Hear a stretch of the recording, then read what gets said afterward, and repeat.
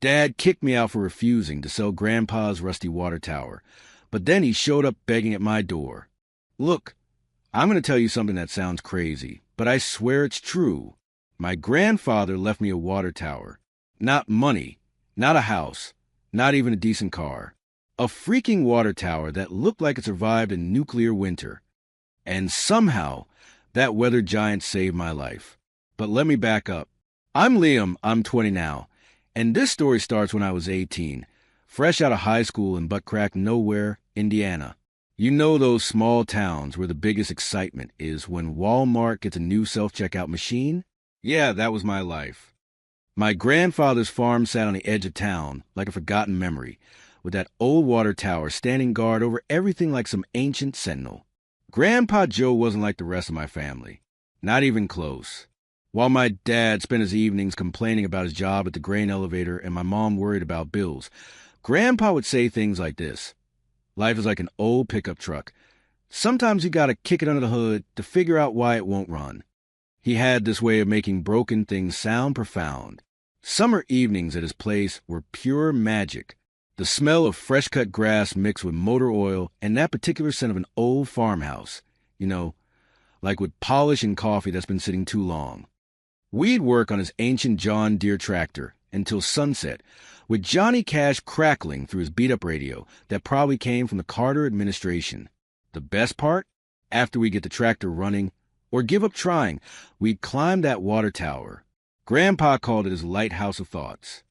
The thing was 40 feet tall, built from old red brick that had weathered to a dusty orange over the decades, with a rusty metal ladder bolted to the outside that creaked louder than a haunted house. But from the top, you could see the whole world, or at least our corner of Indiana, which felt like the whole world when you're 12. Grandpa would point out constellations while I tried not to think about how far down the ground looked. He'd tell me stories about when he was young, back when that tower actually held water for the whole county. He'd say, when you don't know where to go, look at the stars. They always know. Those were our moments, just me and him in the endless sky above. My family thought these evenings were a waste of time. Dad would roll his eyes when I came home smelling like WD-40 and possibility. He had bigger plans, always talking about moving to Indianapolis or Chicago, making real money, living the American dream instead of just farming it. Mom supported whatever Dad wanted, and my older brother Jake was already in college studying business, planning to flip houses or start some tech company. I was the family question mark. The kid who didn't know what he wanted to be when he grew up. While Jake had his life mapped out like a GPS route, I was still trying to figure out if I wanted to go to community college or just get a job at the hardware store. Then everything changed on a Tuesday in March. Grandpa had a heart attack while working on that damn tractor. I found him there when I came by after school, tools scattered around him like he'd just laid down for a nap. The paramedics said it was quick, peaceful, but nothing about losing him felt peaceful to me. The funeral was small. Grandpa never made a big fuss about anything, so it seemed right. But what happened afterward? That's when things got interesting. The lawyer reading the will looked like he'd rather be anywhere else. Farm goes to my dad, which everyone expected. The house and equipment. Same deal. But then he cleared his throat and said something that made the whole room go quiet. The water tower and the old trailer beneath it go to Liam. You could have heard a pin drop in a thunderstorm. Dad's face went through about 5 different shades of confused. Mom just stared. Jake actually laughed. Not the good kind of laugh. The kind that means he thinks you're an idiot. What are you going to do with that old tower? Dad asked, like I just inherited a collection of broken lawnmowers. Mom jumped in with that tone she used when she was trying to be helpful, but actually being condescending. You need to think about your future, Liam, not childhood memories. But here's the thing. I knew exactly why Grandpa left me that tower. Jake had never climbed it once. Dad thought it was an eyesore. Mom wanted it torn down years ago. But Grandpa and I had spent hundreds of hours up there, talking about life and dreams and the way the world looked different when you climb high enough to see past the immediate problems. That tower was ours. He knew I'd understand what it really meant. The family meeting started that weekend. Dad and Mom had it all figured out. Sell the whole property to some development company that wanted to build a strip mall. Start fresh with the money. Move to the city. Live the dream instead of tending it. This is where I made my first big mistake. I said no. Not just no, but absolutely not. That tower was mine. Grandpa wanted to have it because we built something special up there, and I wasn't about to let them turn his lighthouse of thoughts into a foundation for another Subway restaurant. Dad's face turned the color of an overripe tomato. You'd rather keep that pile of metal than think about your future? He asked, like I'd just announced my plan to become a professional unicorn trainer. I tried to lighten the mood. Look, Dad, maybe the tower's not just junk. Maybe it's a really tall, really rusty piggy bank. I figured a joke might help. It didn't. That's when Dad dropped the ultimatum that changed everything. Then live there yourself if you're so smart. Mom tried to play peacemaker, but her version of peacemaking was agreeing with Dad while using a softer voice. Jake just shook his head like I was the village idiot who'd finally proven his point. 3 days later, they helped me pack my stuff. And by helped, I mean they watched while I stuffed everything I owned into 2 cardboard boxes and a garbage bag. My whole life belongings from 18 years of chaos. Grandpa's old acoustic guitar with 2 broken strings, a moon-shaped nightlight that had been in my room since I was 5, 3 changes of clothes, and $47 in crumpled bills. I loaded it all into my beat-up 2003 Honda Civic that sounded like it was coughing up its last breath, and drove the 5 miles to what was now my new home. Oh, and a weathered water tower with a 1970s trailer underneath it that smelled like mouse droppings and forgotten promises. The trailer was worse than I remembered. Avocado green appliances that belonged in a museum, with paneling that made everything look like a bad sitcom, and carpet that had seen better decades. The electricity worked about half the time. The plumbing was more a suggestion than a functioning system, and the heater sounded like a chainsaw having an argument with a blender. That first night, lying on a mattress that felt like it was stuffed with regret, I listened to the wind howling to the tower above me. It made this low, mournful sound that seemed to echo everything I was feeling. I thought about Grandpa's words. When you don't know where to go, look at the stars. So I did something that probably wasn't safe. I climbed that creaky ladder in the dark, 50 feet up, until I was standing on the platform where Grandpa and I used to sit. The stars were incredible that night, clearer than I'd ever seen them, like the universe was trying to tell me something important. I looked down at the trailer, at the life I'd inherited, at the family that had basically disowned me for wanting to hold on to something sacred.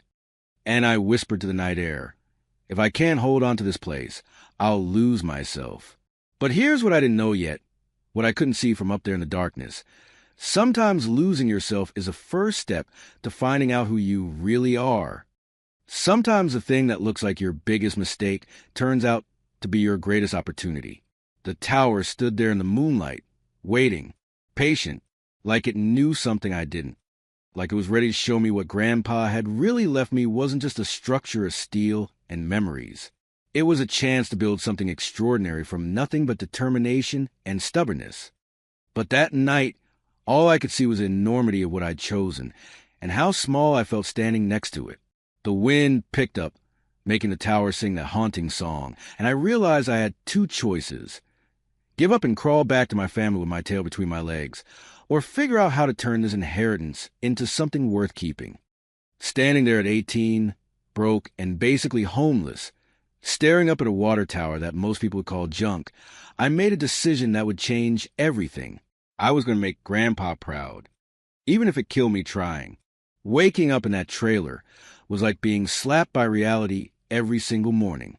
The place was colder than my grandmother's basement in January.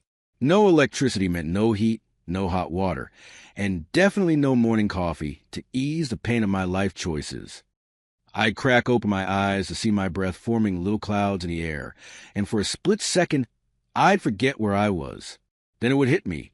I was living in a metal box that smelled like decades of other people's regrets. It wasn't life.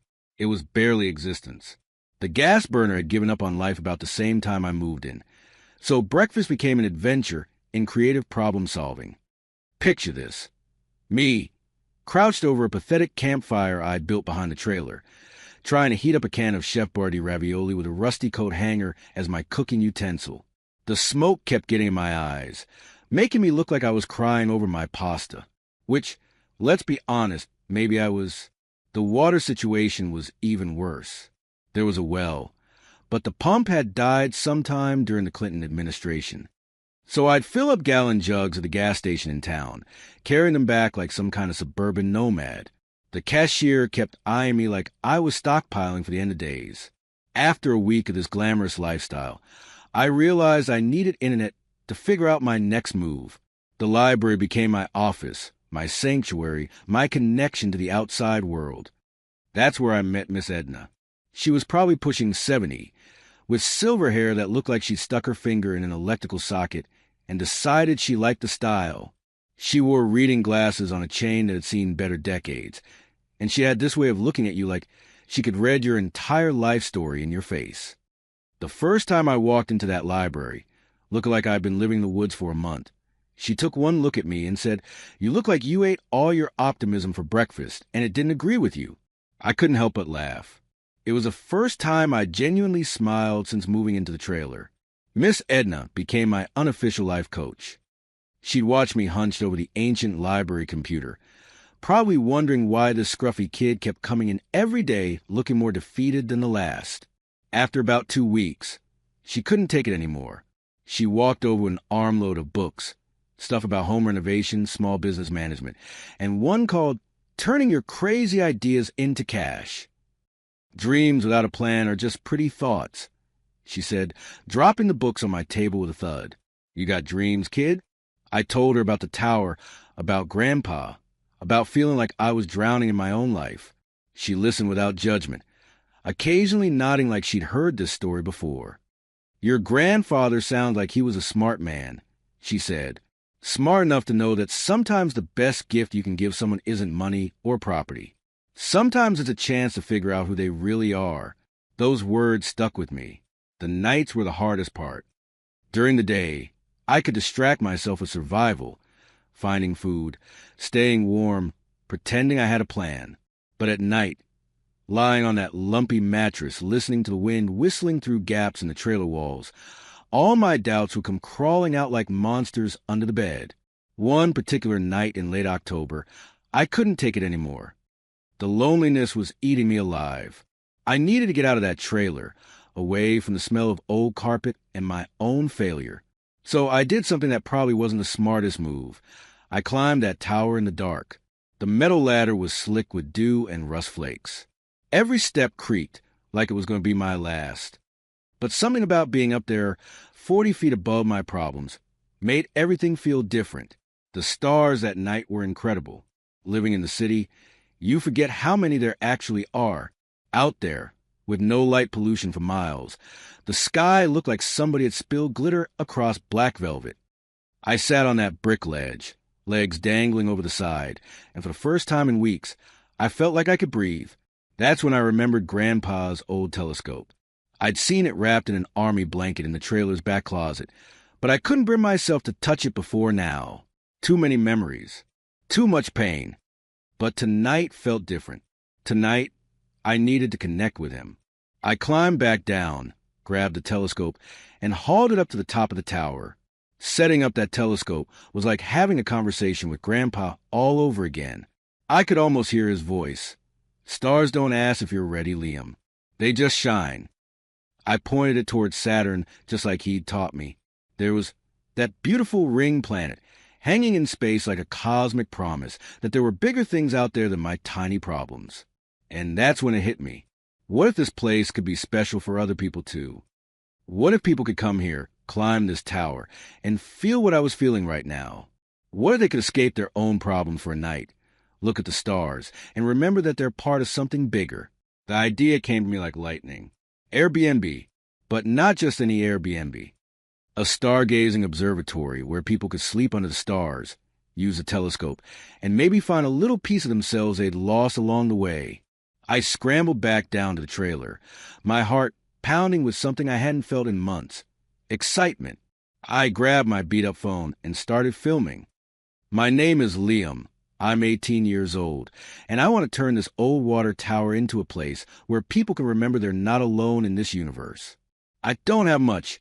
Actually, I don't have anything except this tower and a dream that probably sounds insane. I paused, looking at the camera, feeling vulnerable and exposed. But my grandfather used to say that the best things in life come from the craziest ideas. So here's mine. I want to build an observatory where people can sleep under the stars and maybe find whatever they're looking for. Maybe if enough people see this, someone will believe in this dream too. Maybe even help make it real. The wind picked up, making the tower hum its haunting melody. I know it sounds impossible. An 18-year-old kid with no money, trying to build something amazing. But I'd rather fail chasing a dream than succeed at giving up. I hit stop and immediately felt like an idiot. Who was I kidding? Some random 18-year-old kid with no money, no experience, and no clue what he was doing. This was social media, not a miracle service. But something Miss Edna had said came back to me. Dreams without a plan are just pretty thoughts. So I made a plan. Sort of. I'd post a video on TikTok, maybe Instagram. See if anyone cared about a broke kid with a rusty tower and a telescope. Maybe someone would donate a few bucks. Or, better yet, maybe someone with actual skills would want to help. If it failed, at least I'd know I tried. The uploading took forever on the library's ancient Wi-Fi. While I waited, I wrote up a basic description. Help me turn my grandfather's water tower into a stargazing retreat. No money, just dreams and determination. My finger hovered over the post, buttoned for what felt like an hour. This was it. Either I was about to make the best decision of my life, or I was about to embarrass myself in front of the entire internet. I hit post. Then I sat back in that uncomfortable library chair, staring at the screen, waiting for something to happen. 1 view, 2 views, 3. Miss Edna walked over, peering at the screen over my shoulder. Well, she said, adjusting her glasses, that's either the bravest thing I've seen all year or the most foolish. Either way, I'm proud of you for trying. I closed the laptop and walked home to my trailer, my mind racing with possibilities and fears in equal measure. That night, lying in my cold bed, staring up at the ceiling where I could hear the tower creaking in the wind like it was whispering secrets, I thought about what I'd just done. Maybe I was crazy. Maybe this whole thing was just a desperate kid grasping at straws. But as I drifted off to sleep, I remembered something else Grandpa used to say. The biggest risk in life isn't taking chances. It's wondering what would have happened if you had. I closed my eyes and whispered to the darkness, please let this work.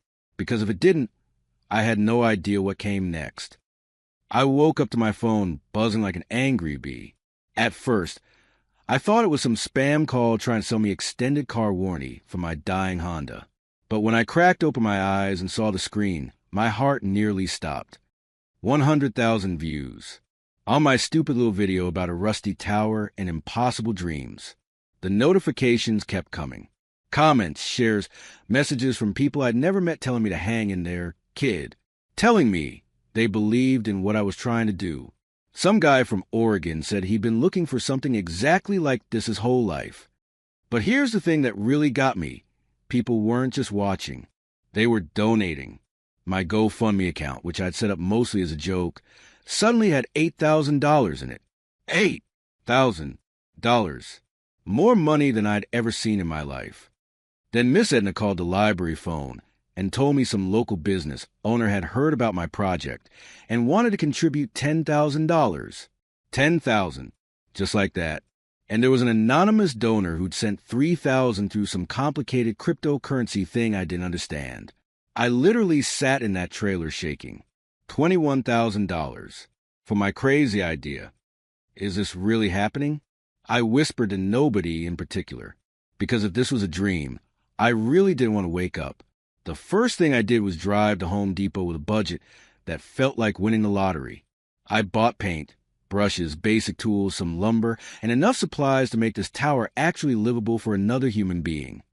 I felt like a real adult for the first time in my life, walking through those aisles with a purpose and actual money to spend. But here's where reality decided to slap me in the face again. Turns out painting a 40-foot brick tower is not as easy as painting your bedroom. I started on a Tuesday morning, feeling confident and determined. The weather looked perfect, sunny, no clouds, Light breeze. What'd go wrong? Everything. Everything could go wrong. First, the ladder I bought wasn't tall enough to reach the top third of the tower, so I had to balance on the roof of my trailer, stretching like some kind of deranged circus performer to reach the middle sections. Second, apparently there's a technique to painting brick. Who knew? I just started slapping paint on there like I was finger painting in kindergarten. The result looked like a toddler had attacked the tower with a paintbrush and zero supervision. But the real disaster came on day 3. I woke up to the sound of rain hammering the trailer roof like machine gun fire. Not just regular rain, the kind of biblical downpour that makes you wonder if you should start building an ark. I looked outside and nearly cried. All my beautiful paint was running down the sides of the tower in colorful streams, pooling in muddy puddles around the base. 3 days of work, hundreds of dollars of paint, completely washed away. And that's when I discovered the tower leaked. A lot. Water was pouring through cracks in the mortar, dripping through what I'd hoped would become the sleeping area. My dream observatory was turning into an indoor waterfall. Maybe Dad was right, I thought, standing there in my soaked clothes, watching my hopes literally wash away. Maybe this is just a pile of junk after all. That's when Miss Edna showed up with reinforcements. She came splashing to the mud in her ancient Buick, followed by 2 other cars I didn't recognize. Out stepped the most unlikely group of volunteers you could imagine. First was Bill, a grizzled Vietnam veteran, who looked like he could arm wrestle a grizzly bear and win. He took one look at my paint disaster and shook his head with the kind of expression you'd give a puppy that had just chewed up your favorite shoes. I fixed tanks in Da Nang, he grumbled, and you wanted to help you repair this tin can? But he was smiling when he said it. The second volunteer was Mrs. Clark, a retired high school teacher who brought her late husband's telescope and tool collection. She looked at the leaking tower with the same expression she probably used on struggling students. My Harold loved the stars, she said softly. He would have been proud of this project, and he would have laughed at your painting technique. The third was Danny, a college kid home for the summer, who claimed he'd learned construction from YouTube videos. He immediately started taking pictures of everything with his phone, muttering about moisture barriers and proper surface prep. Over the next 2 weeks, these 3 people taught me more about construction, teamwork, and not giving up than I'd learned in 18 years of life. Bill turned out to be a perfectionist with a PhD in cussing and a heart of gold. He showed me how to properly seal the mortar joints to stop the leaks, how to prep surfaces before painting, and how to swear creatively when things went wrong. If we're going to burn this tower down, he said when we were installing new electrical wiring, at least it would be a spectacular fireworks show. Mrs. Clark became the project manager, keeping us organized and on schedule while sharing stories about her husband's amateur astronomy hobby. She taught me about different types of telescopes, how to identify constellations, and the importance of measuring twice and cutting once. Danny was our tech expert and social media manager. He documented everything, created time-lapse videos of our progress, and somehow turned our construction disasters into entertaining content that people actually wanted to watch. But Danny also became our voice of reason about the practical stuff. He helped me figure out permits, safety regulations, and all the bureaucratic hoops I needed to jump through to legally rent this place out. Turns out there's a whole science to hosting that nobody tells you about. Working with a team was completely different from struggling alone. When I got frustrated, Bill would tell me a story about fixing helicopters under enemy fire that made my problems seem manageable. When I doubted the whole project, Mrs. Clark would remind me that every great achievement started with someone who refused to give up. When I worried about money, Danny would show me the growing social media following and the steady stream of small donations from people who believed in what we were doing. The money went further than I expected, partly because half our materials came from unexpected places. Mrs. Clark donated her husband's woodworking tools and some beautiful reclaimed wood. Bill knew a guy who had surplus insulation materials. Danny's cousin worked at a furniture store and hooked us up with display models they were getting rid of. It felt like the universe was conspiring to help us succeed. Slowly, the tower started looking less like a ruin and more like a dream taking shape. We picked a warm cream shade that lit up at sunset like it belonged there all along. We installed proper stairs inside, replacing the sketchy external ladder. We waterproofed everything within an inch of its life. The top platform became an observation deck with a retractable roof section for the telescope. Below that, we created a cozy sleeping area with a comfortable bed, some basic furniture, and windows that perfectly framed the night sky. Build not for yourself, but for those who come after. I remember Grandpa saying, for the first time, I really understood what he meant. This wasn't just about me anymore. It was about creating something that would matter to people I'd never meet, experiences I'd never have, moments of wonder I could give to others. The first booking request came through Airbnb on a Thursday afternoon. A couple from Toronto wanted to spend their anniversary stargazing in what the article in Tiny Homes USA had called America's most romantic tower. They were willing to pay $200 for the night. $200. For one night in my tower. I stared at the booking request for about 10 minutes before I had the courage to accept it. Sarah and Mike arrived on a Friday evening in September, driving a rental car and looking like they weren't entirely sure what they'd gotten themselves into. I gave them the tour, showed them how to use the telescope, and tried not to seem as nervous as I felt. This was it, the moment of truth. Either this crazy idea was going to work, or I was about to disappoint two people who'd driven 6 hours to sleep in a tower. I watched from the trailer as they climbed up to the observation deck, heard their voices drifting down as they set up the telescope and pointed it at Jupiter. Around midnight, I heard something that made my heart soar. Laughter, pure, joyful laughter echoing from the top of the tower. They spent 3 hours up there, taking pictures, making wishes on shooting stars, and having the kind of conversation that only happens when you're 40 feet above the rest of the world. The next morning, Sarah hugged me like I was her favorite nephew and told me this was the most incredible anniversary they'd ever had. Mike shook my hand and said they'd definitely be back. But the real validation came later that day when they posted their review. This place is unforgettable. Liam has created something truly special, a chance to disconnect from the world and reconnect with each other and the universe. The tower is beautifully restored. The telescope is amazing, and sleeping under the stars was an experience we'll treasure forever. Book this immediately. 5 stars. Across the board. Danny filmed their testimonial video before they left. And by that evening, it had thousands of views and hundreds of comments from people wanting to book their own stargazing experience. Standing there that night, looking up at my tower silhouetted against the star-filled sky, I felt something I hadn't experienced since Grandpa died. Pride. Not the arrogant kind, but the quiet satisfaction that comes from building something worthwhile with your own hands. This was working. People were actually willing to pay money to experience what Grandpa and I had shared for free all those years. But as excitement grew, so did the pressure. Could I really handle all this? More booking requests were flooding in. People wanted dates months in advance. Some were offering to pay extra for specific astronomical events. I looked up at the constellations, searching for some of Grandpa's wisdom in their ancient light. The tower stood solid and proud, ready for whatever came next. But was I? 6 months later, I was living in a completely different world. The tower that nobody wanted had become the most booked unique accommodation in Indiana. My phone never stopped ringing. Magazines wanted interviews. Travel bloggers showed up unannounced, hoping to get a free night in exchange for exposure. I'd been avoiding my family's calls for weeks, letting them go straight to voicemail.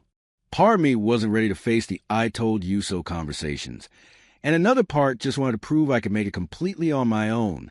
CNN actually sent a news crew to film a segment they called Teen Turns Rust into Gold. Watching myself on national television, standing next to my tower while some reporter talked about the American dream, felt completely surreal. The waiting list for bookings stretched 6 months out. I'd raised my price to $350 a night, and people were still fighting to get dates.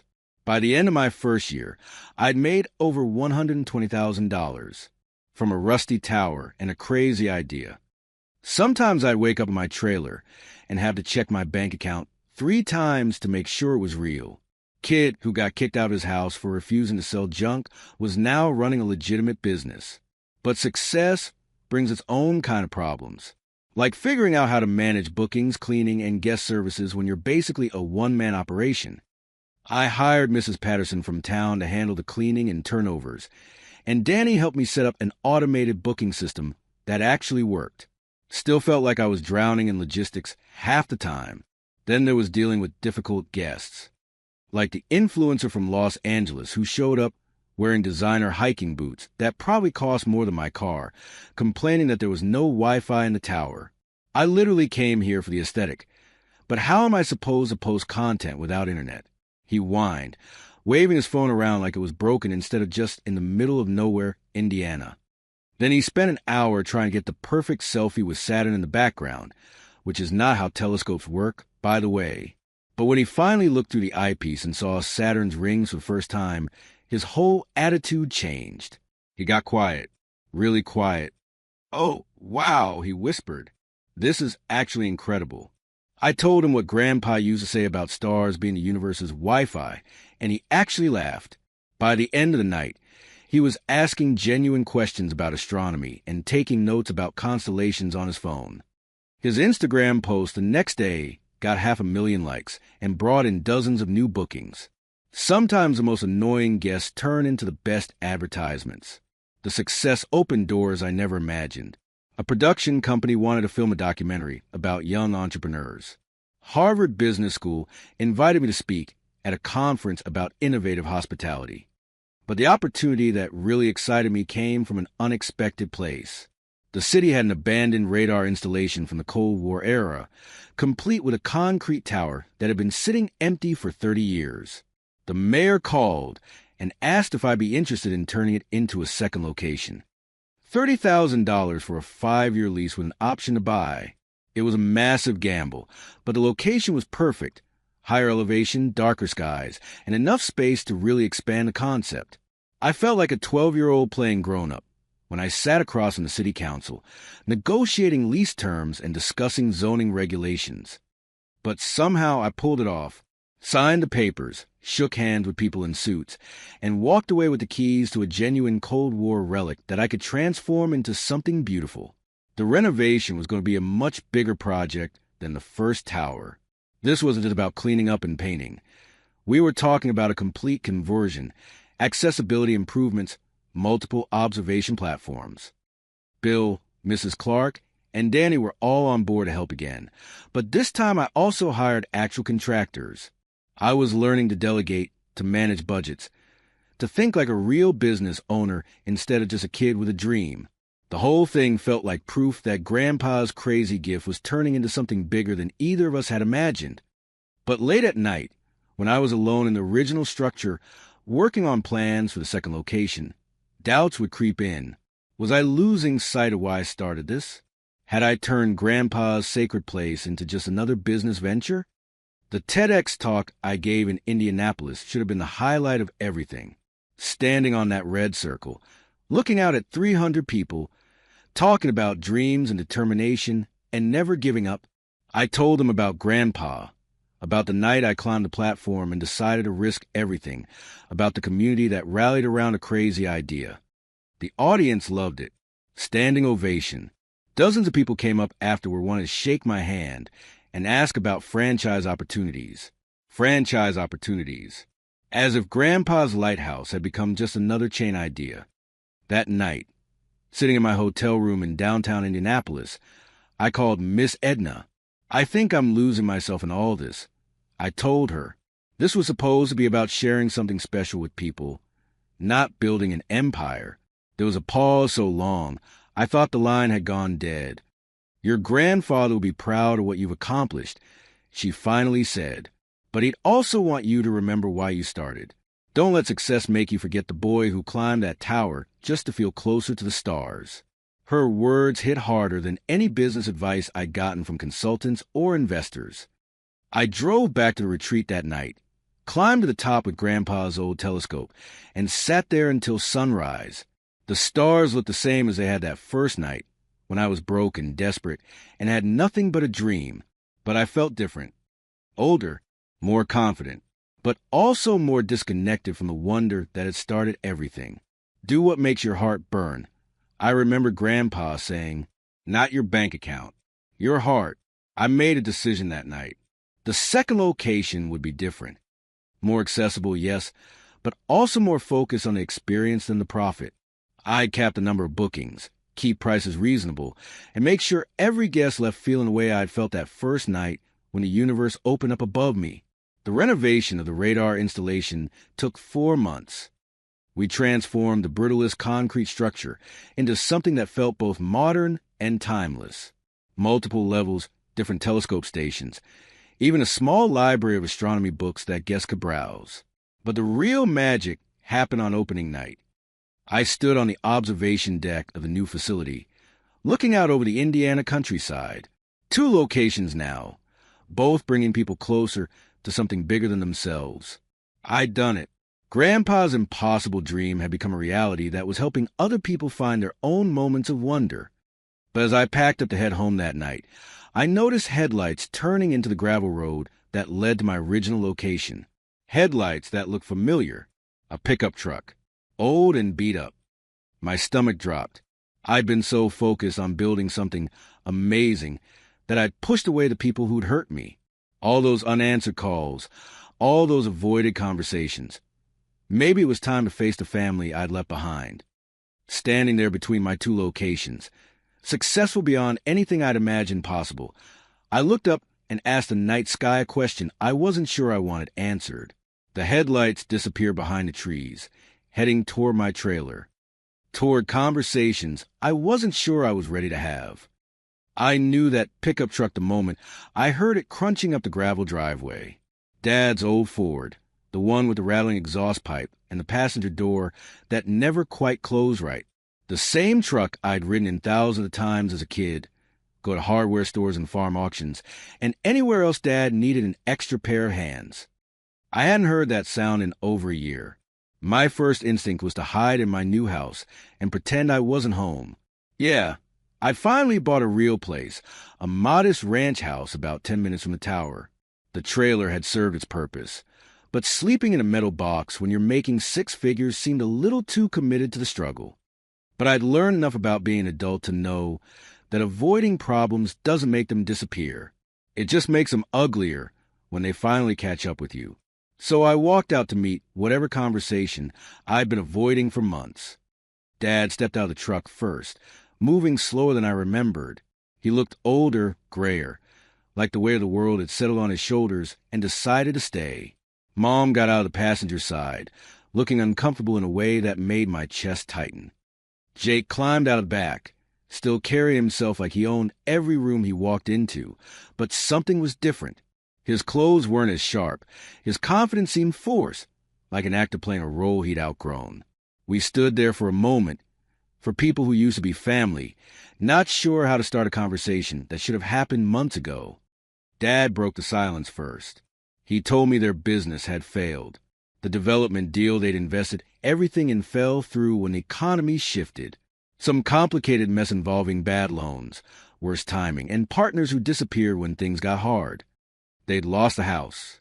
Not just Grandpa's farm, but the house in town they'd bought with the farm money. Everything was mortgages and credit card debt, and sleepless nights wondering how they'd gotten so far off track. Mom stood quietly, letting Dad do the talking, but I could see the shame in her eyes. The woman who'd always worried about what the neighbors thought was now living that worry. Jake tried to make it sound less desperate than it was, but I could see the truth in all their faces. This wasn't just about money. This was about people who'd spent their lives believing they knew the right way to do things, only to discover they'd been wrong about everything that mattered. Then came the request I'd been dreading. The tower was part of Grandpa's legacy. Dad said, trying to sound casual about it.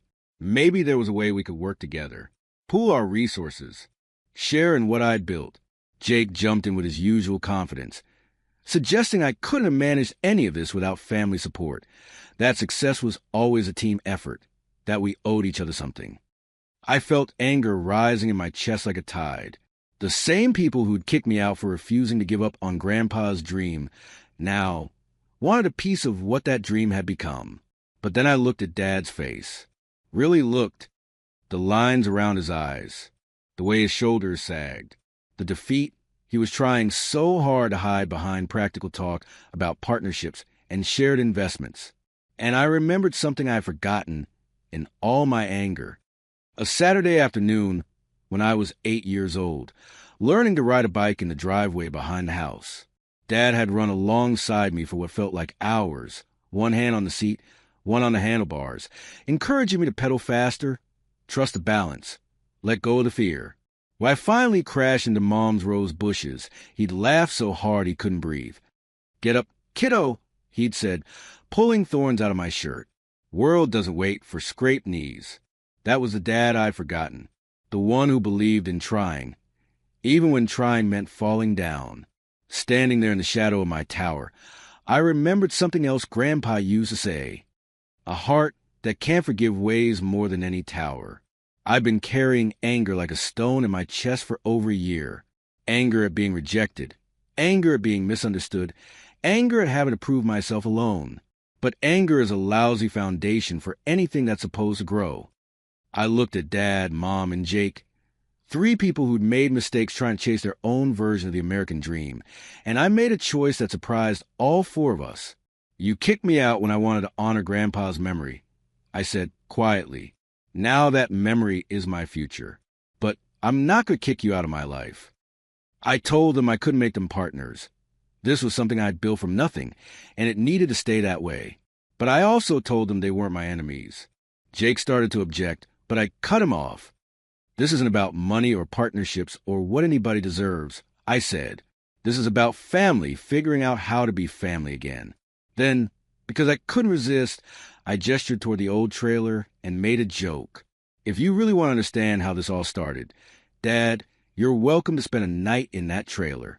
Just don't let the chickens steal your pillow. They're notorious bandits around here."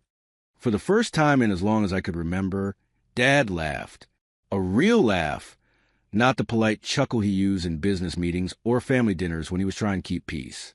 "Damn chickens," he muttered, shaking his head, always causing trouble. Mom smiled for the first time since they'd arrived. It was such a small moment, but it felt like finding a piece of our family I thought was lost forever. We spent the next few hours talking. Really talking. Not the careful conversation we'd had for years, where everyone was afraid to say the wrong thing. Dad admitted he'd been wrong about the tower, about my dreams, about what mattered. Mom said she'd been proud of me all along, but hadn't known how to say it when the family was divided. Jake, in his own way, acknowledged that maybe there were different kinds of smart, and mine had worked better than his. As the sun started setting, I made a decision that felt both terrifying and right. I invited them all up to the tower, not the new facility, but the original one, Grandpa's tower, the place where it all started. We climbed the stairs in single file, Dad moving carefully on the steps he'd never seen before, Mom looking around with genuine wonder, Jake quiet and thoughtful in a way I hadn't seen since we were kids. At the top, I set up Grandpa's old telescope, the same one he'd used to show me Saturn all those years ago. The 4 of us sat there in silence as the last light faded and the stars came out. I found Saturn in the eyepiece, bright and steady, its rings perfectly visible in the clear autumn air. Just like it had been when I was 12, when Grandpa was still alive, when the future felt impossible and wonderful at the same time. "Look at that," Dad whispered when he peered through the telescope. Mom gasped when she saw it, covering her mouth like she'd witnessed a miracle. Jake took his turn, spending long minutes just staring at something he'd never bothered to notice before. Sitting there with my family, high above the fields where it all began, watching stars that had been shining since before any of our problems existed, I finally understood what Grandpa had really left me. Not just a tower, not a business, a way of seeing, a way of understanding that sometimes you have to climb above your immediate problems to remember what actually matters. Grandpa used to say that stars shine for everyone who looks up. I told them.